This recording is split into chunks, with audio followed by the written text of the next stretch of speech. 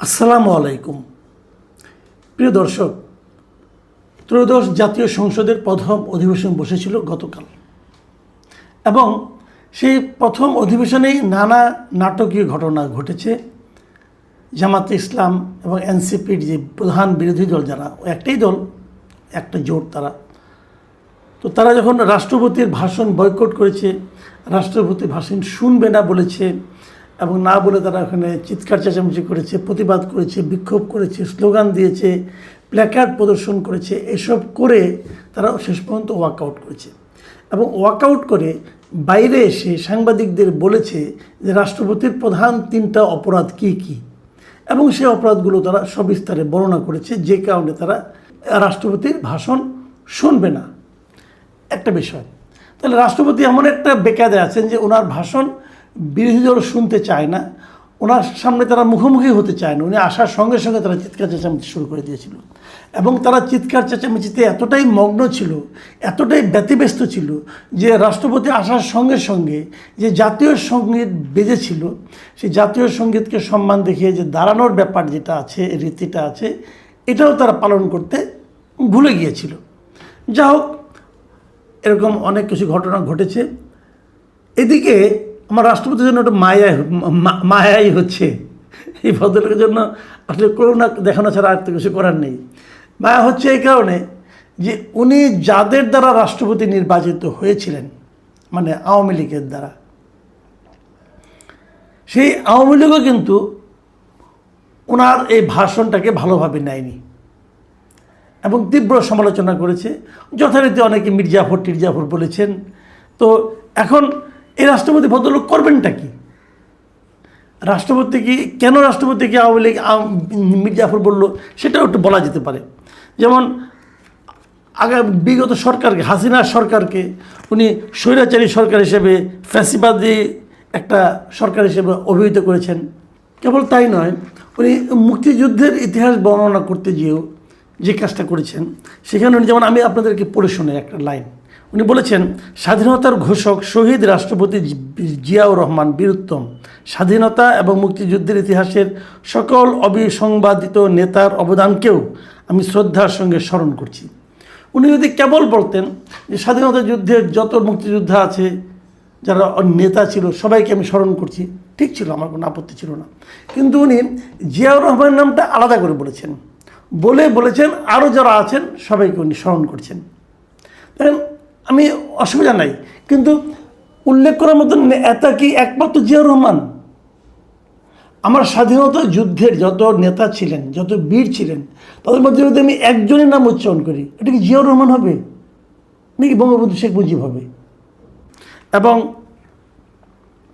উনি এক জায়গায় বলেছেন যে আওয়ামী লীগ আমলে বাংলাদেশ দুর্নীতিতে চ্যাম্পিয়ন হয়েছিল কীভাবে, সেগুলি বলেছেন এবং আরও অনেক কথাই বলেছেন, যেগুলির জন্য আমি আর নতুন ডিটেলে যাচ্ছি না। এটা নিয়ে আওয়ামী লীগ দুঃখিত হতে পারে, বিরক্ত হতে পারে, আওয়ামী লীগ তাকে গাদ্দার ডাকতে পারে, মির্জাফর ডাকতে পারে, এটা খুবই স্বাভাবিক। আওয়ামী লীগের যারা নেতাকর্মী, তাদের হৃদয়ে লেগেছে এবং তারা বলেছে যে এই ভদ্রলোককে আমরা প্রেসিডেন্ট বানালাম এবং তারপর সেইগুলি করলো। এই যে কথাগুলি হচ্ছে, এখন আমি এটা নিয়ে একটু কথা বলতে চাই কারণ এখন আসলে আমরা একটা অদ্ভুত সিস্টেমের মধ্যে কাজ করি। এই সিস্টেমটা আমাদের অনেক কিছু করতে দেয় না, অনেক কিছু করতে দেয়। বিষয়টা কি, প্রেসিডেন্ট কি এগুলো না বলে পারতেন? আসলে বিষয়টা হলো, ধরুন এই যে আমি আপনাদেরকে দেখাই, এই যে প্রেসিডেন্টের এই ভাষণটা, লিখিত ভাষণটা, এই একটা বইয়ের মতো আছে, 16 পৃষ্ঠা এখানে লেখা আছে, ছোটো ছোটো করে লেখা, 16 পৃষ্ঠা। অনেক কিন্তু লেখা, কিন্তু অনেক দেখেন যে খুব ক্ষুদ্র ক্ষুদ্র করে লেখা, এরকম 16টা পৃষ্ঠা লেখা, অনেক লেখা।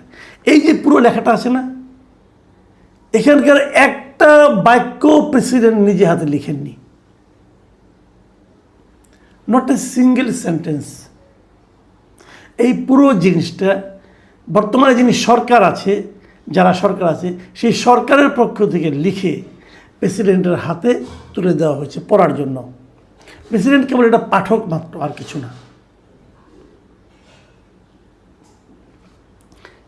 প্রেসিডেন্টের পক্ষে এর বাইরে যাওয়ার কোনো সুযোগ নেই, ওনাকে এভাবেই পড়তে হবে, এটাই নিয়ম। এর আগে যত প্রেসিডেন্ট ছিলেন সরকার পরিবর্তনের পর নতুন সরকারের কাছে এসে তারা তো আর নতুন সরকারের কর্তৃক নির্বাচিত প্রেসিডেন্ট ছিলেন না।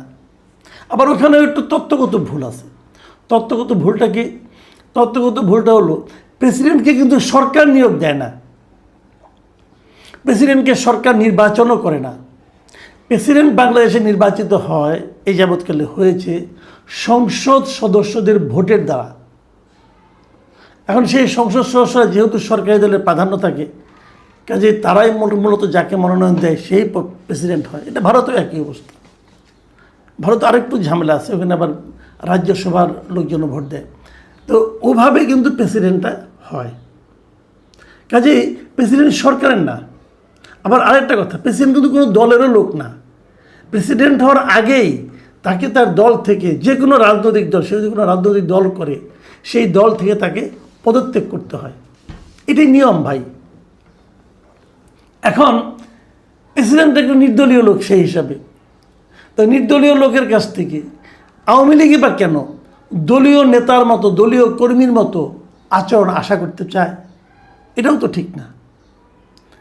কিন্তু সমস্যাটা হলো কি জানেন? সমস্যাটা হলো আমাদের দেশের প্রচলিত রীতিটা হলো তারা প্রেসিডেন্টকে দলীয় ভৃত্য হিসাবে ব্যবহার করতে চায়। আপনি যদি সংবিধান দেখেন, সংবিধানের প্রেসিডেন্টকে কীভাবে বলা হচ্ছে? প্রেসিডেন্টকে বলা হচ্ছে যে রাষ্ট্রপতি রাষ্ট্রের অন্য সকল ব্যক্তির ঊর্ধ্বে স্থান লাভ করিবেন এবং এই সংবিধান ও অন্য কোনো আইনের দ্বারা তাহাকে প্রদত্ত ও তাহার উপর অর্পিত সকল ক্ষমতা প্রয়োগ ও কর্তব্য পালন করিবেন। মানে রাষ্ট্রের যিনি সর্বোচ্চ ব্যক্তি হবেন প্রেসিডেন্ট। কিন্তু ট্র্যাজেডি হচ্ছে রাষ্ট্রের সর্বোচ্চ ব্যক্তি নিজের ইচ্ছা মতো কিছু বলতে পারবেন না। সরকার যে বলবেন সেটা তাকে পড়তে হবে কেবল। তো এটা কেমন রসিকতা? এই জায়গাটাতে কিন্তু আমার একটা বড় প্রশ্ন আছে। উনি যদি রাষ্ট্রের সর্বোচ্চ ব্যক্তি হন, উনি কেন ওনার বক্তৃতাটা করার ক্ষেত্রে স্বাধীন হতে পারবেন না? আইন নাই। কোন আইনে নাই? আইনে কি বলে সেটা আপনাদেরকে আমি বলি। 48-3 ধারায়, 48-3 অনুচ্ছেদে সংবিধানে কি বলা হয়েছে আপনারা একটু মন দিয়ে শোনেন। এই সংবিধানের 56 অনুচ্ছেদে 3 দফা অনুসারে কেবল প্রধানমন্ত্রী ও 95 অনুচ্ছেদের 1 দফা অনুসারে প্রধান বিচারপতি নিয়োগের ক্ষেত্র ব্যতীত রাষ্ট্রপতি তাহার অন্য সকল দায়িত্ব পালনে প্রধানমন্ত্রীর পরামর্শ অনুযায়ী কার্য করিবেন। তার মানে এই যে গতকালকে জাতীয় সংসদে উনি একটা ভাষণ পাঠ করেছেন, এটা কিন্তু রাষ্ট্রপতির কার্য। এই কার্যটা যিনি করেছেন এটা প্রধানমন্ত্রীর পরামর্শ অনুযায়ী করেছেন। প্রধানমন্ত্রী যা যা পড়তে বলেছেন উনি তাই তাই পড়েছেন, এর বাইরে পড়ার কোনো এখতিয়ার ওনার নাই। এবং এই পুরো বইটা ওনাকে ছাপিয়ে দেওয়া হয়েছে, উনি কেবল পড়েছেন। এর বাইরে ওনার আর কিছু করার ক্ষমতা নাই। এখন এটাকে নিয়ে যদি আওয়ামী লীগ দুঃখিত হয়, বিএনপি খুশি হয়, বিএনপির খুশি হওয়ারও কিছু নাই, আওয়ামী লীগের দুঃখিত হওয়ারও কিছু নাই। আওয়ামী লীগ যদি বলে তুমি এটা কেন পড়লা, পড়তে পারত না, তুমি বলতে হ্যাঁ, উনি হয়তো বলতে পারতেন যে এই জায়গাটা আমি পড়তে চাই না। তারপরে যদি প্রধানমন্ত্রী বলেন না আপনাকে এটা পড়তে হবে, তাহলে ওনাকে পড়তে হবে ভাই। উনি তো এর বাইরে যেতে পারবেন না। ঠিক একইভাবে বিএনপি যদি এটা খুব খুশি হয়, সেটাও তো ওদের কোনো ব্যাপার না। আচ্ছা, এই জন্যই কিন্তু আমরা বলছি যে প্রেসিডেন্টের ক্ষমতার ভারসাম্যটা চেঞ্জ করতে হবে। সেই ভারসাম্য আপনি কীভাবে চেঞ্জ করবেন? দেখুন জুলাই সনদে কী আছে। জুলাই সনদেও কিন্তু রাষ্ট্রপতিকে বাড়তি কোনো ক্ষমতা দেওয়া হয়নি, কেবল একটা জায়গায় দেওয়া হয়েছে। ওই যে 2টা জায়গায় বলা হয়েছিল না যে রাষ্ট্রপতি প্রধানমন্ত্রীর সঙ্গে আলোচনা না করে করতে পারবেন, প্রধানমন্ত্রী নিয়োগ করতে পারবেন আর প্রধান বিচারপতি নিয়োগ করতে পারবেন। তার সঙ্গে উনি আরও কিছু পোস্ট তাকে দেওয়া হয়েছে জুলাই সনদে। সেটা হলো উনি জাতীয় মানবাধিকার কমিশনের চেয়ারম্যান ও সদস্যগণ, তথ্য কমিশনের প্রধান কমিশনার, তথ্য কমিশনারগণ, প্রেস কাউন্সিলের চেয়ারম্যান ও সদস্যগণ, আইন কমিশনের চেয়ারম্যান ও সদস্যগণ, বাংলাদেশ ব্যাংকের গভর্নর এবং বাংলাদেশ এনার্জি রেগুলেটরি কমিশনের চেয়ারম্যান ও সদস্যগণকে নিয়োগ দিতে পারবেন। এগুলি যোগ করা হয়েছে। কিন্তু যদি জুলাই সনদকে আপনি বাস্তবায়ন করেন, তারপরেও কিন্তু প্রেসিডেন্টের যে ভাষণটা সেটা কিন্তু মন্ত্রিসভায় অনুমোদিত হয়ে আসবে। জুলাই সনদ পাশ করার পর যারা প্রেসিডেন্ট হবে তারাও কিন্তু সংসদে যে ভাষণটা দেবেন ওটা কিন্তু সরকারের ভাষণ, প্রেসিডেন্টের ভাষণ না, সরকারের লিখে দেওয়া প্রেসিডেন্টের ভাষণ। তাহলে কি খুব একটা চেঞ্জ হলো? আমি মনে করি যে জিনিসটা সেটা হলো কি, প্রেসিডেন্টকে যদি আপনার রাষ্ট্রের সর্বোচ্চ ব্যক্তি হিসেবে নির্ধারণ করেন তাহলে তাকে সেই সম্মানটা দিতে হবে, সেই স্বাধীনতা তাকে দিতে হবে। উনি একটা ভাষণ দেবেন, লিখিত ভাষণ, সেটাও যদি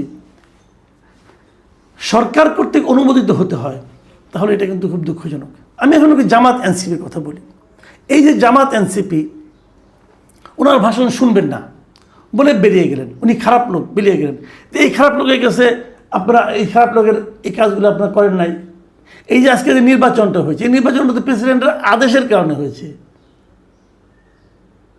প্রেসিডেন্টের যে আদেশ, সে আদেশ বাস্তবায়ন করতে যে এই নির্বাচন আদেশের মাধ্যমে নির্বাচন হয়েছে, তো ওইটা আপনার কাছে অন্যায় লাগলো না, আর ওরা ভাষণ শুনতে আপনার খারাপ লাগতেছে। এটা কেমন, এটা কেমন দ্বিচারিতা বলেন? এগুলো আমি কালকে ডিটেল বলেছি, ওটা নিয়ে আজকে আর রিপিট করবো না। আমি খালি একটা কথা বলে শেষ করতে চাই। এই সংসদ 12 তারিখে শুরু হয়েছে, মানে কালকে শুরু হয়েছে, তারপর স্থগিত হয়ে গেছে, 15 তারিখে আবার শুরু হবে। আচ্ছা, 15 তারিখে কী হবে বলেন তো? 15 তারিখে কী আলোচনা হবে?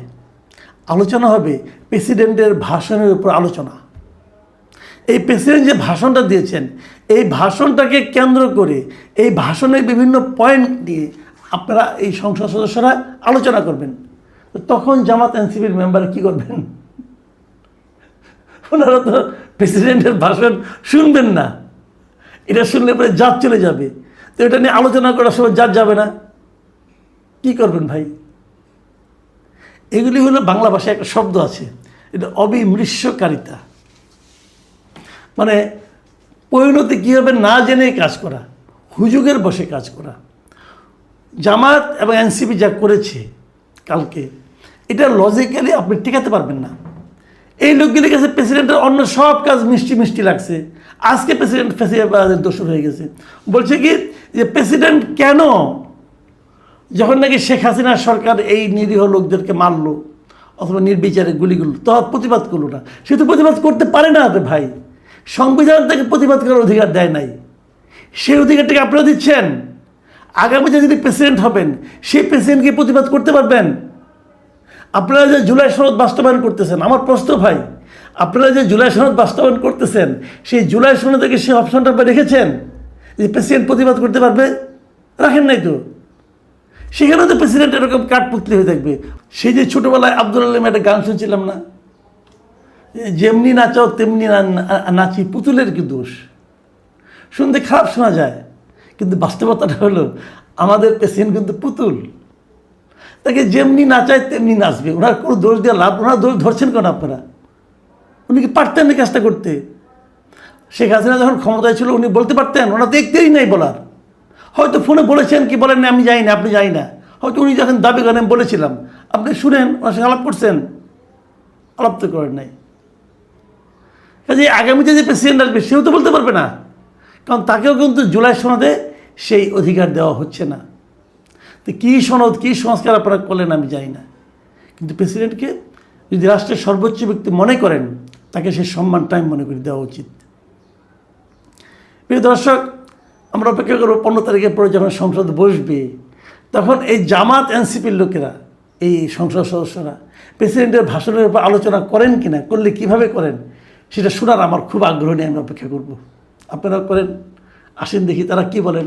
এই আলোচনা করব না, দাঁড়িয়ে চুপ করে দাঁড়িয়ে থাকবেন, আলোচনা করব না।